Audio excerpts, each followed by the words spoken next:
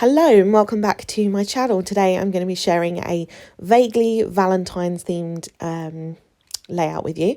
And this was inspired by Vic from Forever Scrapping. So I'm going to leave the link to her video down below so you can go and check it out. And what she did was this fun technique using a cut file as a stencil. So I thought I would have a go at doing this myself. So here I have a cut file which I had purchased in bulk actually, this cut file before I ever had a cutting machine.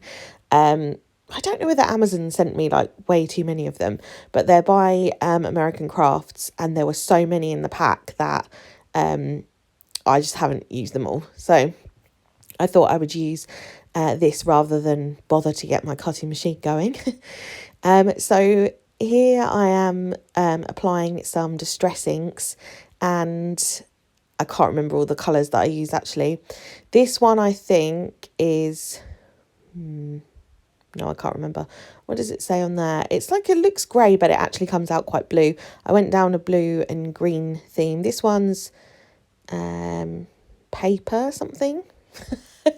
This is great, isn't it? Very informative. I can't remember the colour names, but I'm just picking blues and greens. So really just pick any colours that are going to work with the pictures that you have. And I had this picture of us in the snow, so I went down the blue and green route to make it nice and cold and kind of chilly looking. And I'm going to add, to try and add some texture to this as well. And all I'm doing is using these blending brushes and just blending through the stencil or the cut file. I've got a couple of other colours here. I think this is something to do with jeans, this one. And I also have Salty Ocean. I know the other one is Salty Ocean. So I know one of them. Let me see. Yeah, and I'm just kind of applying it in a diagonal because I hadn't done a diagonal layout for ages and it was always my kind of go-to if I didn't really know what to do. So I've added lots more of the greens on here, tried to get it fairly even, and then you take it off and you can see I've gone over the edge just a tiny bit, but I think actually what's left on the cut file looks really nice, so I'll probably use that as well. Here I'm using my water sprayer and I'm just dropping some water on top of the hearts, and this will lift up some of that ink and give a nice kind of texture to the ink blending. So I'm just splattering that on, and then I'm going to use a paper towel and just lift off some of that colour. That was important for me, given that the layout is going to be a wintry layout and very snow based, because the picture that I'd taken was in the snow last week. And then I'm going to add some splatters. So again, I'm trying to add a little bit more texture. The only thing I find with a technique like this is obviously it's very flat because you're using these, kind of blending through. There's no layering or anything like that at this point. So I wanted to add a lot more texture to the layout. So adding the silver splatters with the Ranger ink and then some white splatters as well just starts to add layers over the top, which brings in that bit of texture that I think makes the layout look nicer. Then I'm going to add some snowflake stickers. These came from Lidl a few years ago, and I think they're about 48 or something like that in the pack. I know they had a lot, and I'm finally getting to the end of this pack now. It doesn't snow that much in the UK to get through them that quickly, really, and I kept forgetting about them, to be honest. But yeah, definitely worth checking Lidl out when they have their middle aisle kind of events, and seeing when they have the crafting ones, you can often find some good stickers, punches, things like that, glues and bits of equipment. So definitely worth a look if you've never done that before. And here I'm cutting down this picture, which is approximately a 3x4 photo. And I decided that for once, and I haven't used one for ages, I was going to use a doily. And I think maybe because of that, the colour goes really nice. It pulls out that on that kind of snowflake, it plays along with that pattern. And here I'm just pulling out scraps of blue and green cardstock from my stash. These are all different brands, all different paper pads that they come from. I really wouldn't have a clue at this point. I'm just trying to use up a lot of these scraps if I can. So I'm starting with a paper layer here, and I really focused on layering for this. Again, wanting to bring in the texture.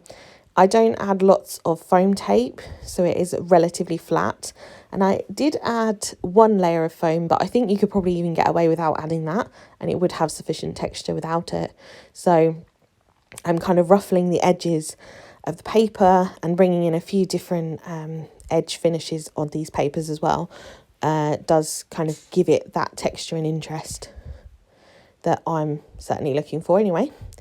And then just adding here another layer, and you're just going to keep seeing me do this. This is definitely an area that I've been working on for me. I find making the layers wonky really helps. Lots of different colours, lots of different textures of paper, either because of the pattern of the paper or, using vellum and things like that. I'm going to use some notebook kind of paper, and using a border punch can be helpful as well to give it that added texture.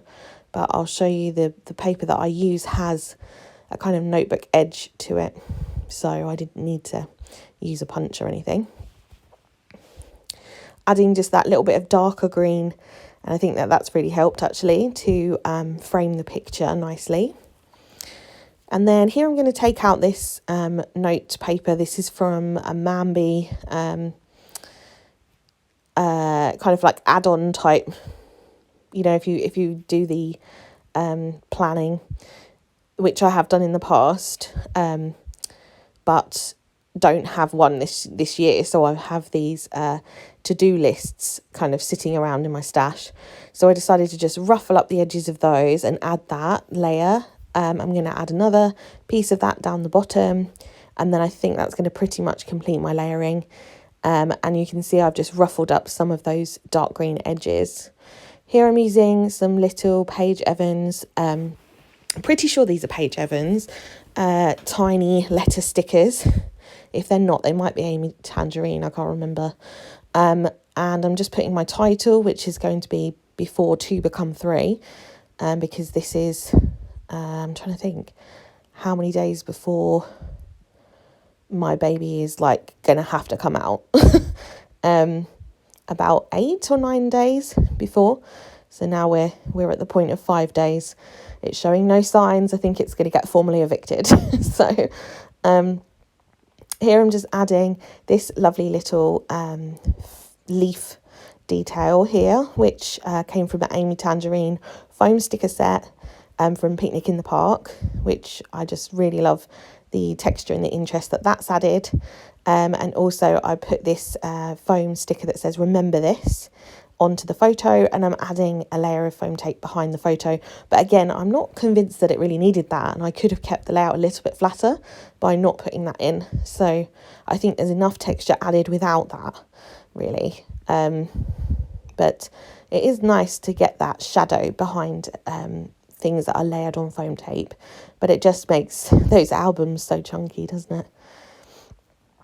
I am going to move that title a little bit as well, so when you'll see toward the end, you can see that it's moved a little bit.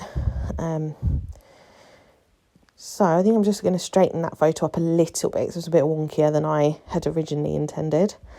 What am I going to do now? Oh, these little bird stickers. I've been wanting to use these for ages, and because there were two, a little girl, bird and a man bird, I thought I would put them there to the side there to represent me and Bill. And then I'm going to add some stamping. I'm going to add the date stamped with a date stamp to the top. I think that's what I'm going to do now. Oh no. Should have sped this bit up a little bit more, shouldn't I? Here I'm going to use some tiny word stickers, and I'm just going to pick out 3 different tiny word stickers. I think it says things like "Adventure starts here" and "I love you," or kind of soppy little things like that. Kind of documenting for us this soon to be massive change in our lives. and what will, I suppose, become our new normal life. I was trying to add some of this black up the top here, but it just looked really random, just like plonked there. It didn't have an anchor, or it just looked really weird. So I'm adding some little heart stickers, which I'm going to move around a little bit, and I am going to put that smaller sticker that says "Oh my heart" or something down the bottom. And then I'm going to add some black by doing the date stamp at the top. I'm just going to stamp that quite a few times because it's going with that messy, splattery, blendy kind of theme for this layout. And then I'm going to draw some lines to add some journaling at the bottom, but I'll add the journaling off camera, and that's going to bring the layout to a close. So I hope you enjoyed this layout. As I said, I'll link the video that was inspiration for me for this layout down in the description bar, so you can go check it out if you're looking for some more inspiration. And I will see you in my next video. So thank you very much for watching. Please like, subscribe, and click the bell notification if you want to see more videos from me. Thanks for watching. Bye.